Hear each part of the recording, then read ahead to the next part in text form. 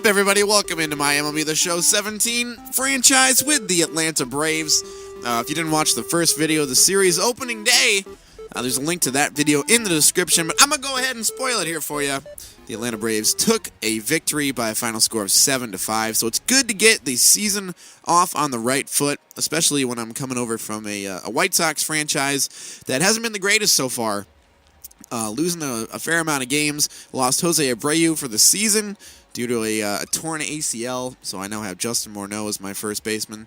But Abreu was leading the league in home runs, batting average, runs batted in, and it's hard to replace him in our hearts, and it's hard to replace him in the lineup, and I just miss him a lot, and I don't want to talk about it. Okay, so we're playing as the Atlanta Braves here in MLB The Show 17. I kind of talked about it a little bit in the video yesterday, but I love this team. I love their prospects. I love the veterans that they have. I love that they have Tyler Flowers, which, if you're a White Sox fan, you know that I'm joking. I actually forgot that they had Tyler Flowers until I started this franchise, and I was like, oh, Tyler Flowers. Okay, I guess they aren't so great. But other than that, I mean, 8 out of 9 ain't bad, right? Or 24 out of 25. No, I'm just kidding. In all seriousness, Tyler Flowers, great guy. All right, so here we go. Top of the third inning. Braves have the bases loaded. Freddie Freeman coming up to the plate. Cracks a mammoth grand slam into the upper deck in right field here at Citi Field in Queens, New York. So the Braves take a quick 4-0 lead over the New York Mets. Always good to get those wins against your division opponents. I think what video was I talking about this? I think it was a White Sox video. I always find it so funny when people say, "Oh, you gotta win the games in September. Those are the ones that are really important." Blah blah blah blah. But no, you gotta win every game. Win as many games as possible. A win in April is just the same as a win in September. You want to get the wins as much as you can because it'll come back and haunt you later if you don't. If you don't win, you lose. All right, that's.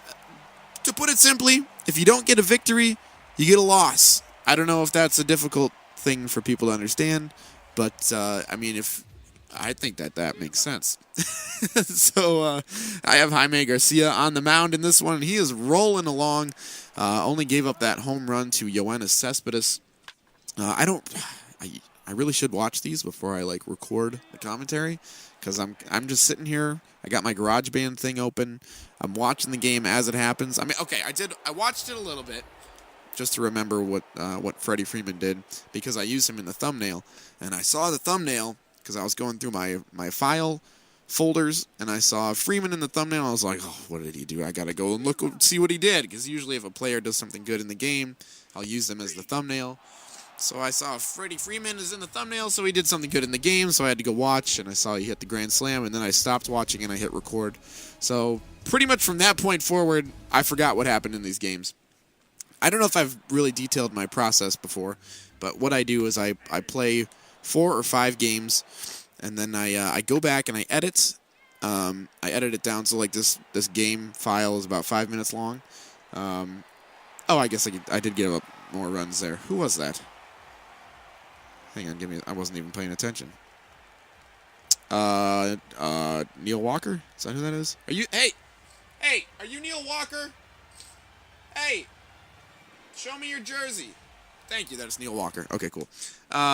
So I'll play several games. I'll edit them down just so I have a backlog, so I'm not always playing a game and then editing and then playing and then editing. I'll play several games and then take a break for a couple days and edit.